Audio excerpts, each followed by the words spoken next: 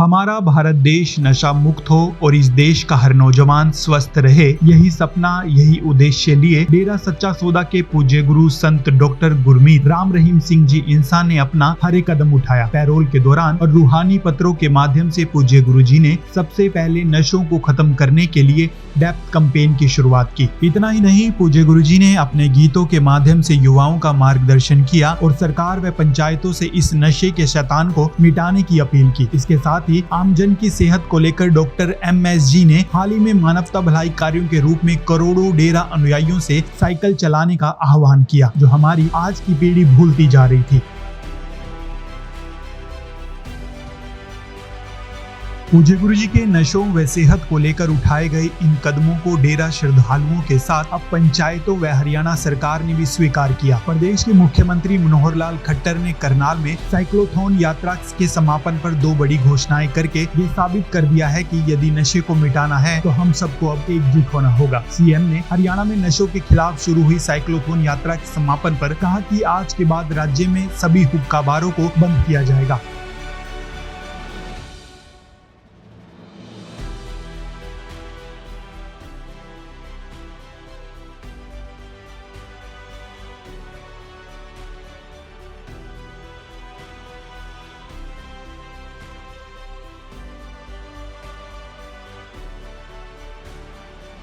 आपको बता दें कि हमारी आज की युवा पीढ़ी हुक्का पीने को अपना शौक मानती है। NCR, चंडीगढ़ जैसे शहरों में हुक्का बार के नाम पर जहर परोसा जा रहा है, लेकिन CM मनोहर लाल के इस ऐलान ने नशों पर एक बड़ा प्रहार किया है। इसके साथ ही CM ने दूसरी बड़ी घोषणा के रूप में आमजन को एक और तोहफा दिया। CM ने ऐलान किया है कि अब घर बनाने वाले बिल्डर या विभाग हर घर की रजिस्ट्री पर एक साइकिल जरूर देंगे।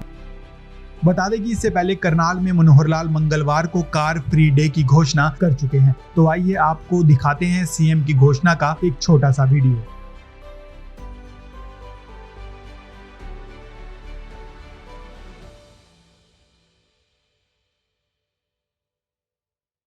मेरी आयु लगभग 70 साल होने वाली है। मैंने कभी भी जन्मदिन के नाते कोई ऐसा मन में विचार नहीं किया था कि लोग आए और बहुत बड़ी संख्या में मैं कोई इकट्ठा कुछ काम करूं। लेकिन जब उन्हें विचार आया कि अगर इस दिन को एक संकल्प के रूप में जोड़ना हो तो संतों के आशीर्वाद से संकल्प लेकर आगे बढ़ना चाहिए। 5 मई से ये संकल्प आप लोगों के सामने मैंने लिया था, आपने आशीर्वाद दिया था और उसी दिन से इसमें बहुत से संत सन्यासी अपने अपने तरीके से सब काम कर रहे हैं। उसी का एक हिस्सा ये यात्रा था। उसी को मैं कहता हूं कम से कम 1 वर्ष तक हम पूरे हरियाणा में इस ढंग से आगे बढ़ाएं कि इस लक्ष्य की हम पूर्ति करें। जैसा बताया गया कि आज प्रातःकाल मैंने हरियाणा के साथ साथ हमारा बड़ा भाई पंजाब है, वहां के युवकों की भी चर्चा की थी, क्योंकि ये जो नशे की लत है इसकी कोई प्रांतीय सीमाएं नहीं होती। ये एक ऐसी बुराई है, ये ऐसा रोग है जो एक साइड से जब चलता है तो बिना किसी बाधा के ये आगे बढ़ता चला जाता है। तो हमारा पंजाब बहुत ज्यादा प्रभावित हो चुका है।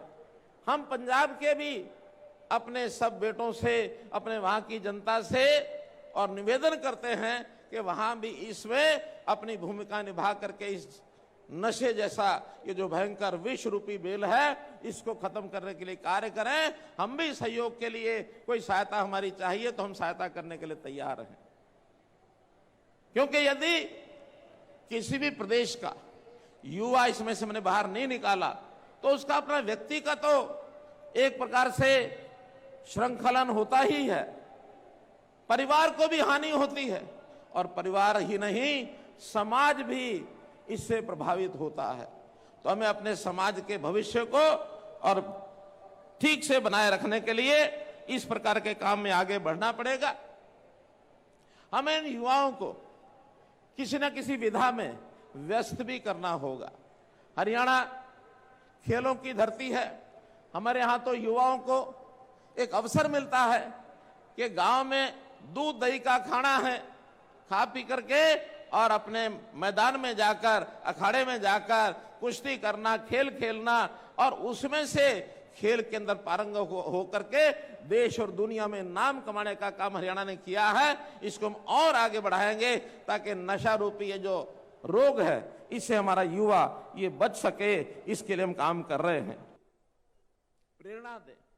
संत समाज से मेरा निवेदन है कि हमारी अपनी कथाएं हो, अपने प्रवचन हो, अपने आश्रम में समाज के लोगों के पास जहां जाते हैं या उनको बुलाते हैं, बहुत से विषय हम रखते हैं कथा कहानियों के माध्यम से, कथाओं के माध्यम से, तो हम लोग उनको ये प्रेरणा दें कि अपने जीवन को सुरक्षित रखना है। तो एक जन जागरण का अभियान आप लेंगे तो हरियाणा में इन चीजों से हम अपने युवा को बचा सकेंगे। मैं तो आह्वान करूंगा कि उठो, जागो मेरे साथियों, जागो। आप जागे नहीं तो कल को पछताना पड़ेगा। भविष्य उज्जवल रखना है तो जागो, नहीं जागोगे तो भविष्य अंधकार में रहेगा। कोई भी समाज नहीं चाहता कि हमारा भविष्य उज्जवल ना हो, हमारा भविष्य उज्जवल होना चाहिए।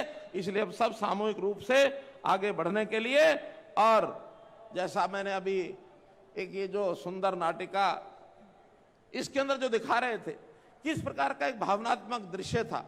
मां भारती हमें शक्ति दो, हमें शक्ति दो कि हम आगे बढ़ें इस अभियान को लेकर के और इस समस्या को दूर करें। मैं बताना ये भी चाहूंगा कि यह अभियान कोई राजनीति नहीं है। इसमें देश में बहुत से ऐसे अभियान प्रधानमंत्री जी ने चलाए, बेटी बचाओ बेटी पढ़ाओ, कोई राजनीति नहीं है। स्वच्छता अभियान कोई राजनीति नहीं है। पर्यावरण के सुरक्षित रखने के लिए जागरण किया, जल बचाने का अभियान ये हमने लिया। इसी प्रकार ये जो नशा भगाने का अभियान ये हम ले रहे हैं, ये सामाजिक अभियान है। समाज हमारा सुंदर बने, देश और दुनिया में हमारे हरियाणा का नाम हो और दुनिया में देश का नाम हो, इसलिए हमको इसको आगे बढ़ाना है। मैं अंत में कुछ घोषणाएं करना चाहता हूं। उन घोषणाओं के माध्यम से, अभी तो की नहीं है भाई, अभी तालियां कैसे बज गई, अभी तो मैं घोषणा कर रहा हूं। ये जो साथी हमारे लगातार पुलिस विभाग के, लगता है आपने बता दिया है इनको, ऐसा नहीं। बहुत छोटी सी घोषणा है कि इन सब साइकिलिस्ट जो लगभग 250 की संख्या में लगातार चले थे, इनको सबसे पहला तो आज के बाद 5 दिन की छुट्टी रहेगी। एक ही विषय,